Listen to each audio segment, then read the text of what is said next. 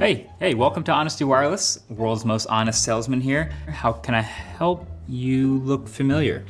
You're the guy who bought the iPhone 16e, aren't you? Yep, that was me. Told you not to do it. You did, you sure did, yeah. So what brings you back? Need more perfectly honest advice? Well, I actually have good news and bad news. So bad news is I broke the 16e. I sat on it. It's a goner, don't worry about it. Because the good news is I won the lottery. Oh my God. Yeah, pretty sick. Now keep it on the DL, I'm not telling anybody. But I'm telling you because I can now buy whatever phone I want. Money, no object. Oh, okay, yeah, great.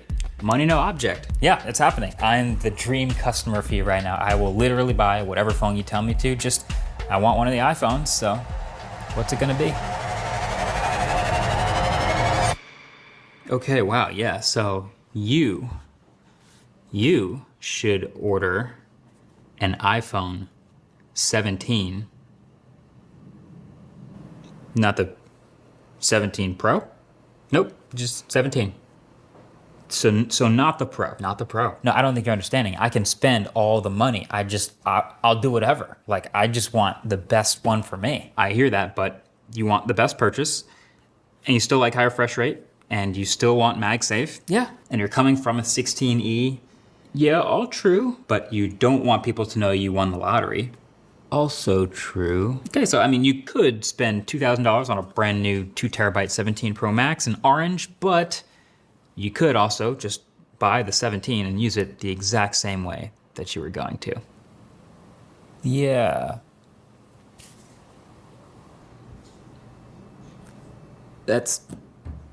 Yeah, fair enough. Yeah. Checkout's right over here.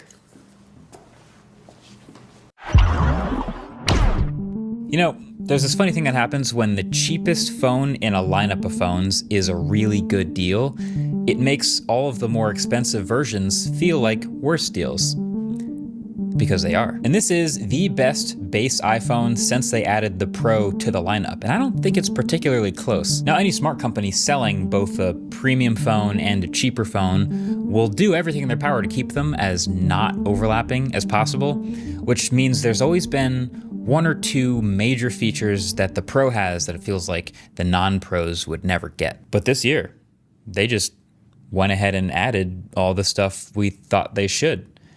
And they didn't half-ass that stuff either. So first and foremost, they finally gave it a top-tier display. It's brighter, up to 3,000 nits, it looks great outdoors, and most importantly, it finally has a variable refresh rate, up to 120 Hz, which I love, and down to 1 Hz minimum for efficiency. So not only can we finally say goodbye to the $800 60 Hz iPhone, but it also now enables things like the always-on display, if you're into that. And it's also added PWM dimming. It may be buried in the accessibility settings, but that's a welcome addition too. So this is a super responsive, very bright, high quality display with really thin bezels. Dare I say, a flagship quality display, finally. This screen is also protected by the new ceramic shield too, but then buried in this display, up in this little cutout that hasn't changed in size, is something genuinely new and interesting to the point where I think basically everyone else should copy it. It's the new selfie camera. Apple is calling it Center Stage, which I guess makes sense, but also the rest of their Center Stage cameras kind of suck, so I kind of wish they didn't use that. But either way, essentially, Apple's using a huge new 24 megapixel square selfie camera. So when you go to take a selfie, you can take either an 18 megapixel horizontal crop or an 18 megapixel vertical crop. And it makes so much sense. Like, you go in to take a normal vertical selfie and it looks exactly the way you expect it to. But if a bunch of other people enter the frame and it becomes clear you're taking a group selfie, it automatically switches to a horizontal selfie without you having to rotate the phone at all. You can obviously do this manually if you want to, but that's already awesome.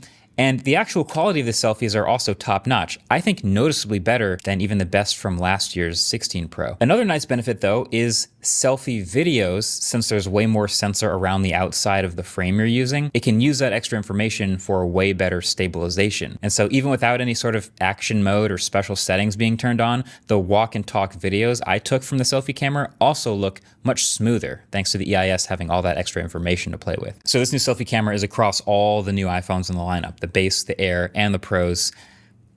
I think it's kind of genius, and I think everyone should copy it.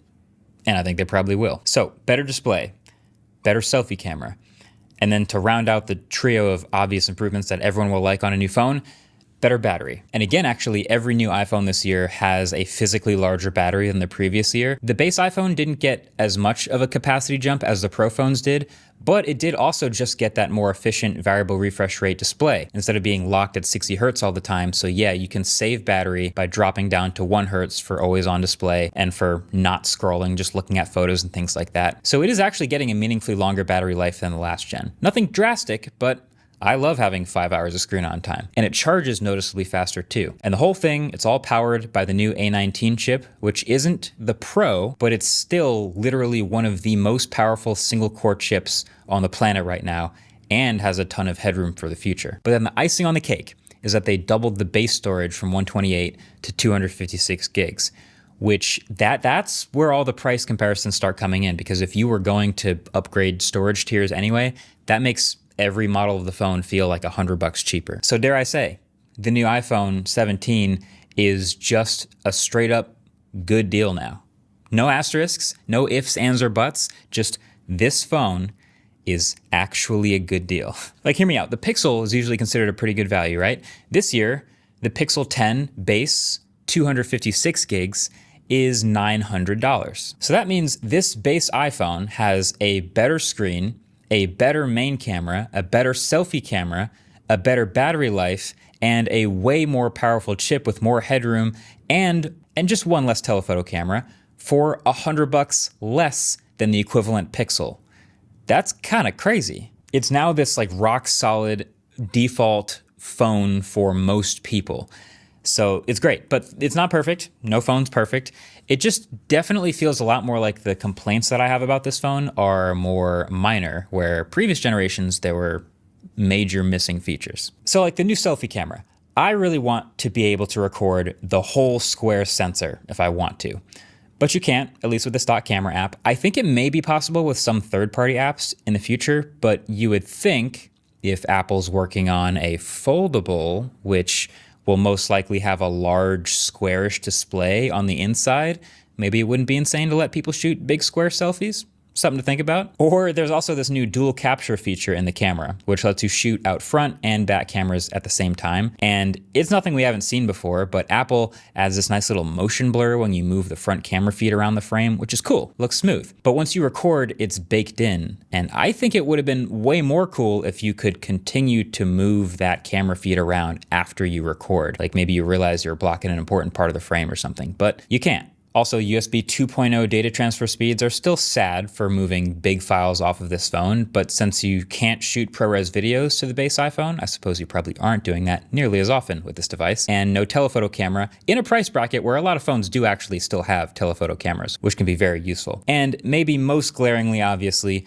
no real improvements to Apple Intelligence still in the last couple months for any of the iPhones. But that's really about it. And a few of those things can be updated with software updates eventually if they want to get to that stuff. But yeah, most of my complaints with the iPhone 17 are minor. The design obviously really didn't change at all since the 16, which means it's still matte all the way around the back and the sides, which I like. It's still IP68 water and dust resistant. It also still rocks a bit on a table because of the corner cameras.